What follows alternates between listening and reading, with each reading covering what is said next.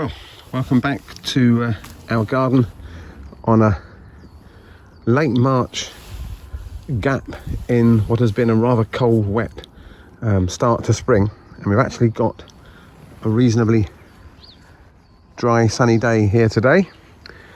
And this is a David Austin rose, which in the UK has become a really kind of popular, I suppose, a brand of roses that tend to be the old-fashioned, beautifully perfumed roses, quite strong growing, sometimes kind of shrubby roses. This is one, I think it's called Queen Charlotte or Queen of Shalott. It's a nice orangey perfumed rose. So we've got lots of new growth already on there, which I'm going to kind of ignore and go back to basics. And the first thing we need to look at is replacing any old wood, not to be afraid to prune back hard, and just kind of remember that once spring gets going, if we lose growth like this lovely new shoot here, it will be replaced very, very quickly when the plant starts to grow in the spring. So we're looking for branches like this one here. Can you see this one here? I'm kind of tapping with my secateurs. It's growing towards the middle of the plant. We don't want shoots like that. We want to try and create a kind of a spacious open center. Let's get this one out of the way a minute. Cut him right back to the I'm going to cut him right back to the main stem there.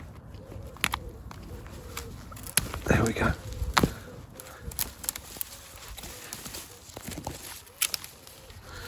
Let's get him out of the way. Ouch. That's the one problem, of course, with pruning roses, is that you do need to wear gloves. Let's get these bits out of the way. Of course, there's some fairly cruel thorns on here. Now straight away we can see that we're starting to get that open center to the plant. There's a thin shoot just there. Where is he? That one there. We don't want him, partly because he's thin, but also because he's growing towards the center. So out he comes.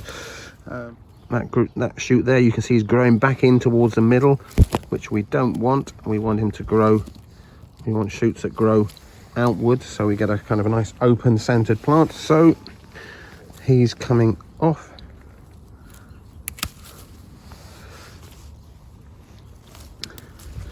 This one here, can you see he's growing that way towards the middle? We don't want that, so I'm going to take him out completely, just there to the back of that stem.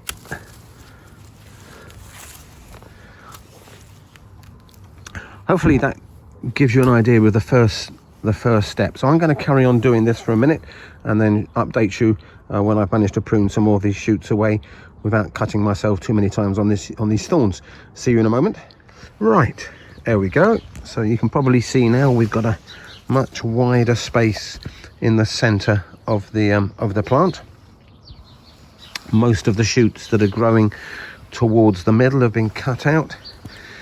So now I'm going to have a look at some of the height as well on some of these shoots, because we just need to kind of refresh some of this old wood. So I'm just tapping that stem there. You can see I've cut away some of the ingrowing shoots. Now when I'm looking at it, I'm thinking that if I just cut it down to here,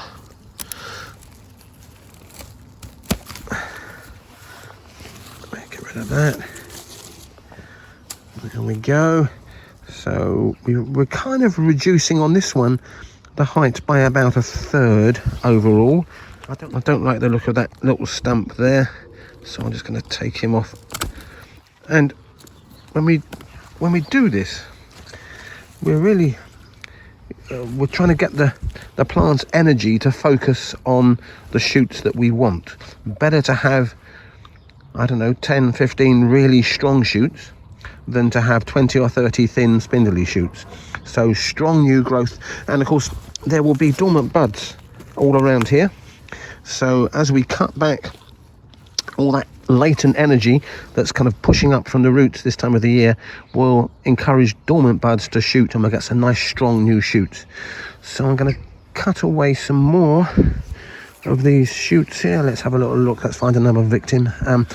Don't like the look of that one there. That's kind of growing Can you see him? He's growing back towards the middle. He's quite thin and spindly, so he can come off. What have we got going on here? Well, there's a shoot there that's growing towards the middle. I'm just going to take him off, and now the energy is going towards that other shoot there, which is going away from the center of the plant.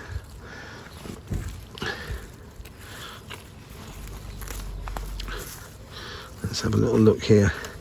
Okay, so that long stem there, can you see this is starting to rub against this other branch here? Lower down there's a nice outward facing shoot just there, so if I cut to just above there, we're getting rid. Oh, that wasn't very good. That's how not to cut. Okay, so I've split the end of that split the end of there, which is not good, so I'm going to cut down lower.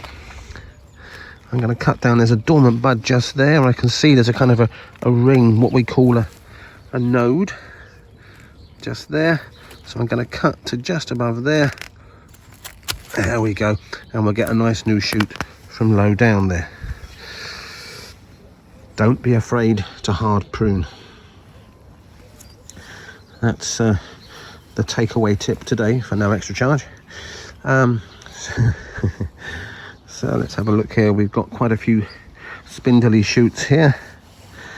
Let's get rid of that completely. That's quite a thin shoot there. It's got a healthy bit of growth on it, but if I cut him back, there's a dormant bud just there. I can see the little bud there. Can you see it?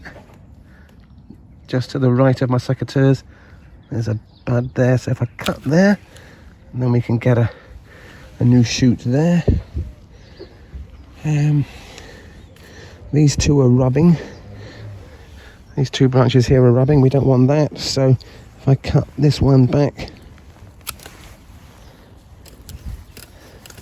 oh, come on. Okay, this one is a bit spindly, so we're going to cut him back to. I'm just going to take the top couple of shoots off there like that. Then we'll have some nice strong shoots from underneath. We're starting to get there. Let's get rid of that spindly one just there. This again looks quite a thin shoot, so I reckon there's a bud there. Actually, there's another bud just there, so what I'm going to do is just take him down to there,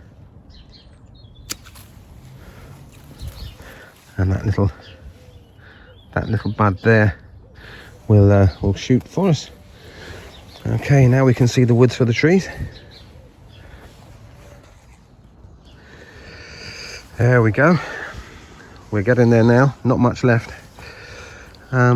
So let's have a look. This shoot here seems just to be too long and spindly, so we're just gonna take him back to about here. There we are. There's a couple of spindly shoots all coming here from a rather dead looking stem, so I'm going to take him right back. Let's take him back to here first of all. Oh, right. Sound effect very important here if you're struggling to cut. A bit of a grunt. Oh, there we go. Do you know, I don't like the look of that shoot there, so I'm going to take him back a bit further and hope that there's some dormant buds. There we go. There we go. Oh, I'm getting caught up on this rose here. Oh. So there's a couple of shoots here which I'm torn between cutting or leaving. I think I'm going to leave them for the time being,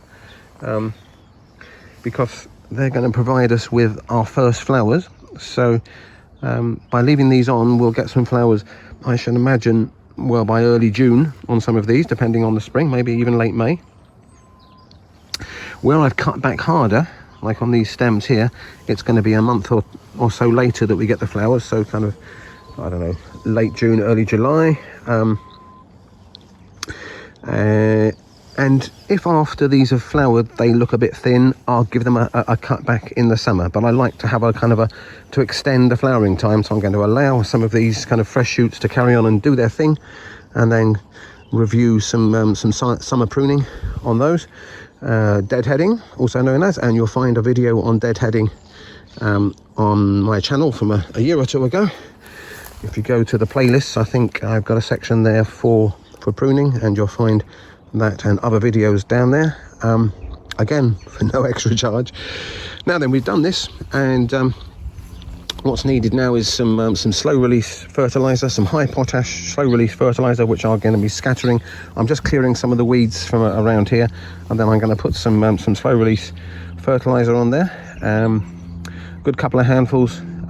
High potash, as I say, asking your local garden centre for a suitable long-lasting rose food, and they should be able to help you out. And then I'm going to put some mulch down.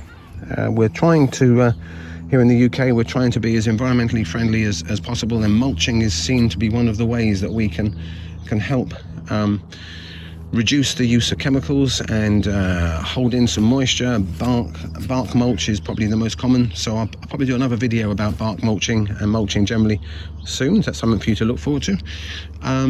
And the last thing I'll just mention is that these trimmings here, these rather thorny trimmings, I might send some of them off in the green bag to be recycled, but the thorny bits, so if I just cut off that end there, which isn't very thorny, but I normally keep a bag of these in case we get a visit from the cat, and the perennial problem of the cats wanted to come and do their business, leave us smelly gifts in the garden.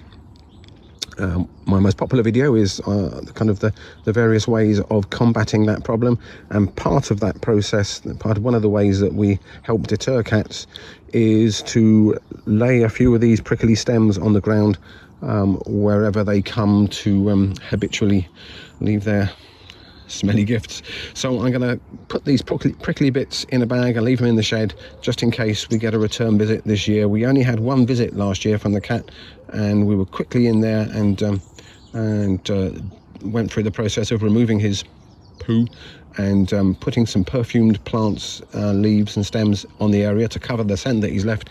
And then we left a couple of prickly stems, and we haven't seen him. Well, he's seen him in the garden, but we haven't seen him leaving any deposits for us, which is fine.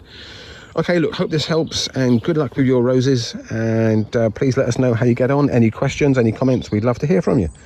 Enjoy your garden. Thanks for viewing. Bye for now. Bye.